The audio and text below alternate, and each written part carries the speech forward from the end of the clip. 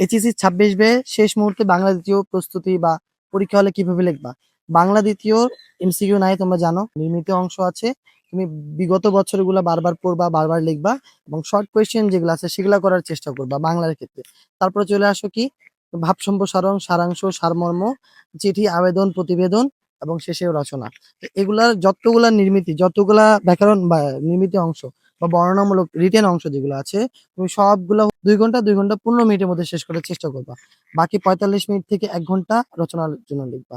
রচনা কিভাবে লিখতে হবে? রচনা লেখার জন্য শর্টকাট ট্রিক্স তোমাকে বলি, যেহেতু সবচেয়ে বেশি মার্ক এখানে। আর সবচেয়ে বেশি মার্ক এখানে তুমি পেতে পারো। কিভাবে? আর স্যাররা দেখে পয়েন্ট, তুমি কতগুলা পয়েন্ট লিখলা।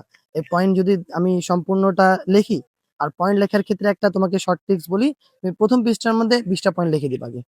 ভূমিকা, কি আছে, কি করবে, কোন দিক ভালো, মন্দ দিক, নৈতিকতা দিক, অনৈতিকতা, মানে A to Z ১ম এ পয়েন্ট গুলো লিখবা। তারপরে পৃষ্ঠা থেকে তুমি রচনা লেখা শুরু করবা। যখন তুমি ২০ টা পয়েন্ট আরামসে সুন্দর করে লিখে নিলা, লেখার পর যখন স্যার তোমাকে দেখবে যে হ্যাঁ, এই পয়েন্ট গুলো তো আছে, পৃষ্ঠা উল্টাবে, পয়েন্টের সাথে মিল, তুমি ফুল মার্ক পেয়ে যাবা। মিনিমাম তুমি হচ্ছে ১৮ থেকে ১৮ নাম্বার পেতে পারো এখানে। স্যার ২০ কখনো দিবে না তোমাকে। তাই রচনা লেখার আগে তোমাকে ভালো করে পয়েন্ট গুলা লিখতে হবে।